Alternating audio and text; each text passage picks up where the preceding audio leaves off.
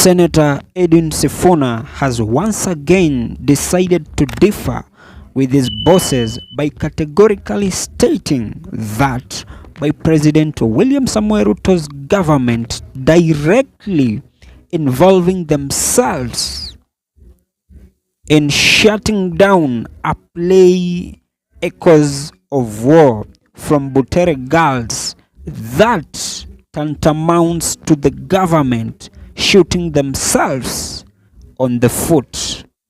And from where I sit, I can't dispute his sentiment in any way.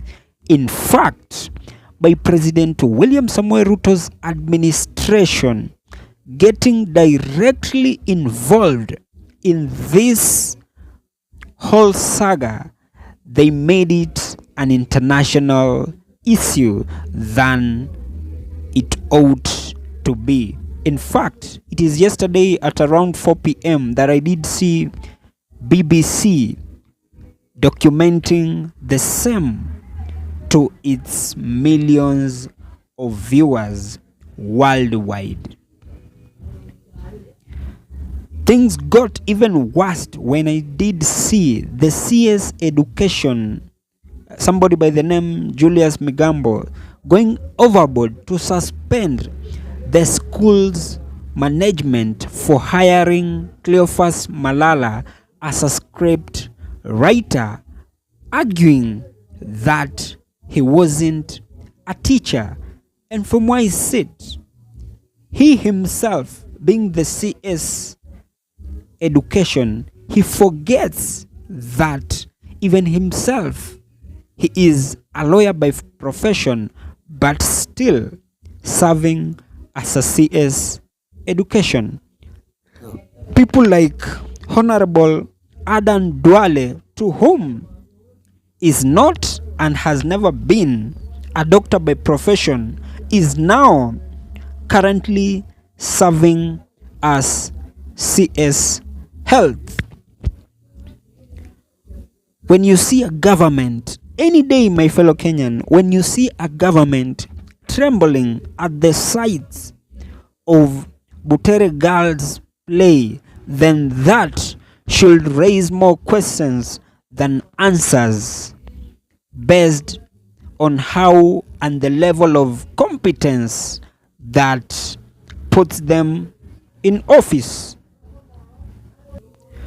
And I'm saying this with all due respect and the fact that I strongly believe they ought to have more meaningful engagements to help in the growth of this country, and things like just a mere drama play should not be anywhere near their topic of discussion or be a bone of contention to them. And if I am also to comment on Sifuna's words, let me say this.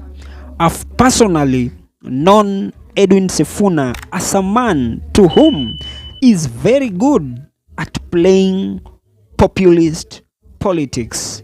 The same character that President William Samoei Ruto does possess.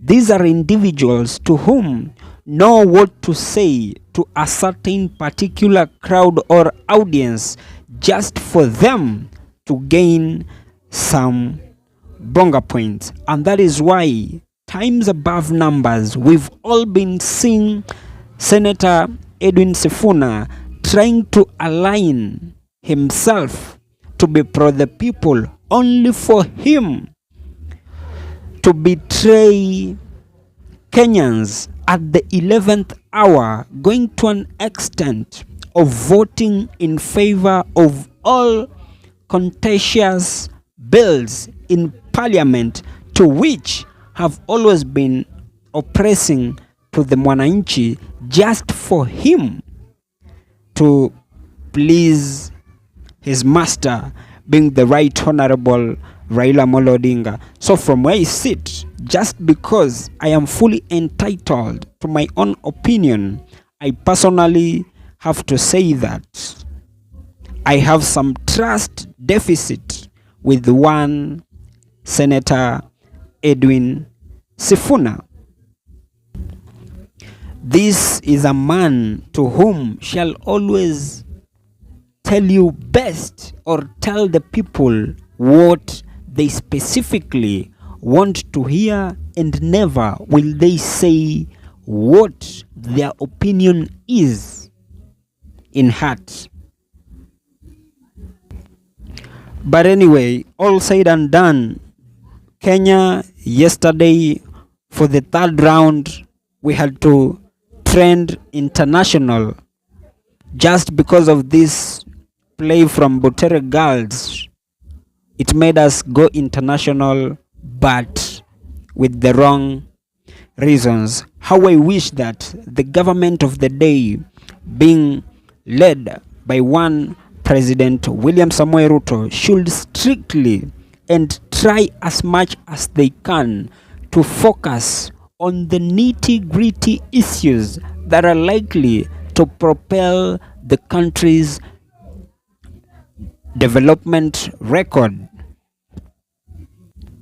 in the right direction. But if at all a whole nation, a whole government that was voted by the people, as they so allege, is going to be involved in mere drama, going to an extent of having to deploy some contingents of police just for them to sell fear and intimidate school-going kids, then I kid you not, this not only does it spoil our reputation locally, but also it puts a dent to the government of the day internationally. How I wish that, as I've always been saying, President William Samoei Ruto still has close to 2.5 years for him to revolutionize everything so that he can be voted in come 2027. Anything contrary to that, I kid you not, President William Samoei Ruto securing a re-election come 2027 shall be as hard as selling pork in Saudi Arabia. So he still have time to change his style of governance. But anyway, if he sees what he's doing is best, who am I to judge? And as I come to the penultimate part of this episode, that has just been my opinion.